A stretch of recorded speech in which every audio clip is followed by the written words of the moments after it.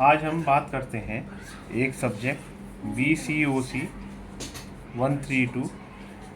ये इग्नू का सब्जेक्ट है और इसके अंदर हम चैप्टर 1 करेंगे जो कि है आपका introduction to business. Introduction to business basically क्या है इसके अंदर कि हमें ऑब्जेक्टिव पता चलेगा कि बिजनेस हम क्यों करते हैं। बिजी का मतलब ही होता है बिजी रहना, बिजीनेस, बिजी कर। इसमें सबसे पहले हम ह्यूमन एक्टिविटीज़ के बारे में पढ़ेंगे। ह्यूमन एक्टिविटीज़ जो हमारे कार्य रोज़मर्रा के होते हैं, ठीक है। इसमें दो तरीके के हम काम करते हैं हमेशा। एक करते हैं इकोनॉमिक एक्टिविटीज़ और एक करते हैं नॉन इकोनॉमिक एक्टिविटीज़।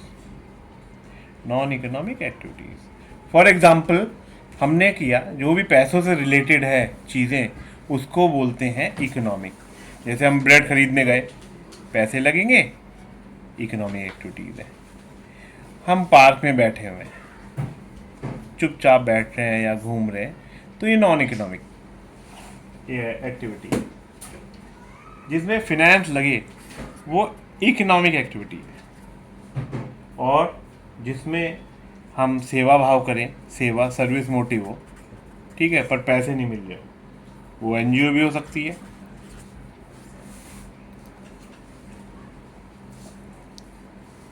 हम इसमें जो भी काम करते हैं गुड्स एंड सर्विसेज का करते हैं, सेवा प्रदान करते हैं या कोई सामान देते हैं। जैसे सोफा खरीदा, पैसे दिए, टीचर पढ़ा रहा है, पैसे दिए, डॉक्टर, इंजीनियर, लॉयर, तो ये इकोनॉमिक एक्टिविटी है। लेकिन जो हमें साइकोलॉजिकल फैक्टर है जो हमें मेंटल सेटिस्फेक्शन दे रहा है, उसके लिए नॉन इकोनॉमिक एक्टिविटी है। इसके बाद फैक्टर ऑफ इकोनॉमिक एक्टिविटीज़ है।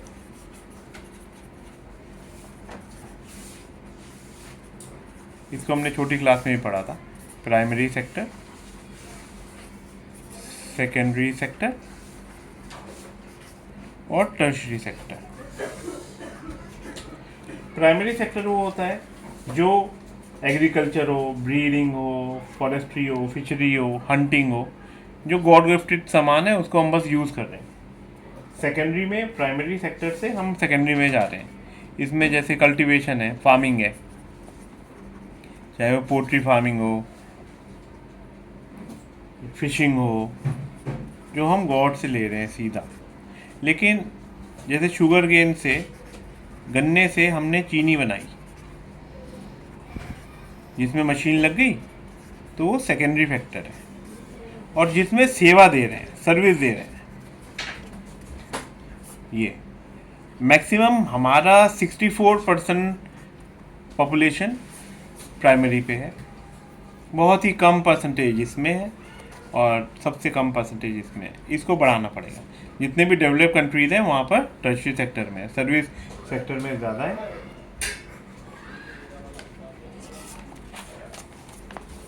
इसके बाद हमारे को इकोनॉमिक एक्टिविटीज़ को 3 टाइप में डिवाइड कर रखा है।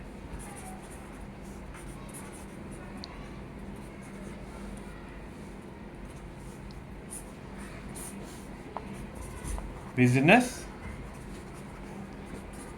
प्रोफेशन और एम्प्लॉयमेंट। बिजनेस में exchange of goods and services होता है। प्रोफेशन पेशे को बोलते हैं, जो डॉक्टर हो गया, इंजीनियर हो गया, लॉयर हो गया। एम्प्लॉयमेंट में नौकरी होती है, नौकरी। इसमें सब मालिक के ऊपर डिपेंड है, जिसको एम्प्लॉयर कहते हैं। इसमें एजुकेशन का रोल इतना नहीं है, कम है। इसमें एक स्पेशलाइज्ड बॉडी होती है, उसके हिसाब से काम होता है। और इसमें सब एम्प्लॉयर के ऊपर डिपेंड होता है कि क्या काम करना है। बिजनेस में आपको प्रॉफिट मिलेगा, लॉस मिलेगा। इसमें आपको फीस मिलेगी।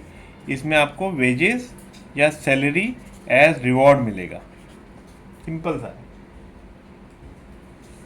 बिजनेस में कोड ऑफ कंडक्ट इतना नहीं है। Code of conduct, no code of conduct. आप जैसे बात कर रहे हो सही है, लेकिन इसमें प्रोफेशनल होना चाहिए।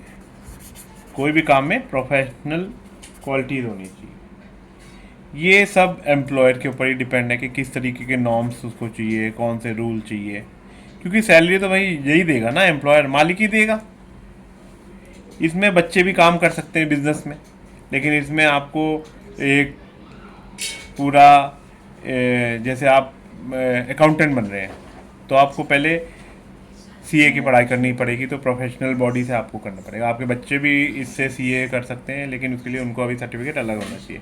एम्प्लॉयमेंट में वही है कि मालिक के ऊपर डिपेंड है कि बच्चे को नौकरी देंगे कि नहीं। बिजनेस में बहुत सारी चीज़ें होती हैं जो कि हमें देखनी पड़ती है और संभालनी पड़ती है। इसके बाद हम पॉइंट करेंगे इंडस्ट्री का।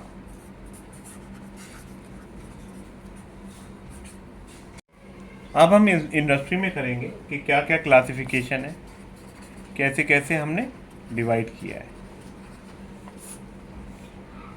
अब इसमें क्या नेचर है बिजनेस का, क्या वो हम एक्सट्रैक्ट कर रहे हैं, ज़मीन में से निकाल रहे हैं, मिनरल हो गया या एनिमल, प्लांट, ट्रीज, ज़मीन के अंदर से निकाल रहे हैं या वाटर बॉडी से निकाल रहे हैं, एक्सट्रैक्टिव बोलते हैं इसको। इसमें माइनिंग, फार्मिंग, क्वरिंग, हंटिंग, फिशिंग आता है। इसके बाद है जेनेटिक। जेनेटिक में जैसे नर्सरीज खोल लेते हैं प्लांट्स की, poultry farms, cattle breeding, fish culture. इसके बाद होता है मैन्युफैक्चरिंग। मैन्युफैक्चरिंग में आपको मैन्युफैक्चर करना पड़ता है, जैसे आयरन स्टील इंडस्ट्री है, हमने कुछ बनाया, फर्टिलाइज़र इंडस्ट्री है। इसके बाद आपका कंस्ट्रक्शन इंडस्ट्री आ रहा है, हम लोग बहुत से बिल्डिंग बनाया, रियल एस्टेट बनाया, रोड्स बनाए, कैनाल्स बनाए, डैम्स बनाए, तो एक तरीके से ये हेल्पफुल है। इंडस्ट्री के बाद इंडस्ट्री का ही एक पहलू कॉमर्स भी होता है। कॉमर्स होता है जो आपको हेल्प करे स्मूथ और बिना कोई गुड्स एंड सर्विसेज में रुकावट पैदा हुए। इसमें hindrance of person, hindrance of knowledge, hindrance of time और हिंड्रेंस ऑफ प्लेस को बचाता है। इसमें आपका इंश्योरेंस आ गया, बैंकिंग आ गया, वेयर हाउस आ गया, तो ये सब मददगार चीज़ें हैं जो कि काम में आती हैं। इसको आगे डिवाइड कर रखा है हमने ट्रेड में, ट्रेड में और ऑक्सिलरी टू ट्रेड।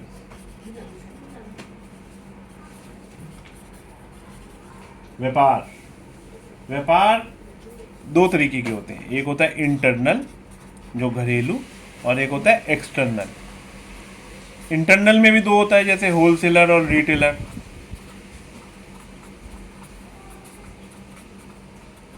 जो आसपास परचूने की दुकान है उसको रिटेलर बोलेंगे। होलसेलर जो बल्कि अमाउंट होता है, बल्कि गुड्स होते हैं। इसके बाद होलसेलर में जो परसेंटेज मार्जिन होता है प्रॉफिट का वो कम होता है, मार्जिन ऑफ प्रॉफिट, लेकिन बल्क अमाउंट होता है, बल्क गुड्स होते हैं। लेकिन रिटेलर में क्या होता है कि परचून की दुकान जो हमारे आसपास है, ग्रॉसरी शॉप जिसको हमने रखा हुआ है, सजा के सामान रखना पड़ता है, पूरे एमआरपी पे दिया जाता है, मैक्सिमम रिटेल प्राइस पे दिया जाता है, थोड़ा होता है, कम कम पैसा कमाते हैं, प्रॉफिट कम होता है। होलसेलर में ज़्यादा होता है। इसके बाद इंपोर्ट, एक्सपोर्ट और री एक्सपोर्ट होता है। इंपोर्ट जैसे हमने बाहर से कोई सामान मंगाया, एक्सपोर्ट हमने बाहर सामान भेजा, और जैसे हमने री एक्सपोर्ट में क्या है, चाइना से सामान मंगाया, इंडिया का ठप्पा लगाया, फिर उसको री एक्सपोर्ट कर दिया और किसी देश में भेज दिया। इसके बाद 8 ऑक्सिलरीज टू ट्रेड्स को बोलते हैं, जो चीज़ें और हेल्पफुल हैं, जैसे आपका ट्रांसपोर्टेशन हो गया, आप किससे सामान लेके जा रहे हो, आपका वेयर हाउस हो गया, कहाँ पर आपने संभाल के रखा है एक्स्ट्रा सामान जो आपने बनाया है। इसके बाद इंश्योरेंस जो आपके सामान को बचाता है, एडवर्टीजमेंट अपने अपने सामान को बेचने के लिए आपको कुछ एडवर्टीजमेंट भी करना पड़ेगा, चाहे वो रेडियो में हो, टीवी में हो, न्यूज़पेपर में हो, मैगजीन में हो, होर्डिंग में हो, वॉलपेपर में हो। इसके बाद बैंक भी बहुत हेल्पफुल होता है किसी भी काम के लिए। ऐसे हम पैसे ले जाएंगे तो खतरा है चोरी होने का, लेकिन बैंकिंग में क्या है, एक चेक लेगा है कुछ वही नहीं। और बहुत सारे और भी हेल्प और बहुत सारी फैसिलिटीज़ बैंक देता है जो हमें ध्यान रखना है। आखिरी में इसका एक जो सबसे लास्ट टॉपिक है वो है micro small industry, medium size industry. ये इन्वेस्टमेंट के ऊपर है कि हाँ जी कितनी इन्वेस्टमेंट आप कर सकते हो। एंटरप्राइज, यहाँ पर बस ये बताना है कि माइक्रो क्या होता है, स्मॉल क्या होता है, एंटरप्राइज और मीडियम स्केल क्या होती है। जिसमें 25 लाख या उससे कम पैसा लगे वो माइक्रो है। 25 लाख से 5 करोड़ के बीच में पैसा लगे वो स्मॉल इंडस्ट्री है। और 5 करोड़ से ज़्यादा और 10 करोड़ से कम पैसा लगे वो मीडियम इंडस्ट्री है। इसके ऊपर ही बेनिफिट करना पड़ता है एमएसएमई में।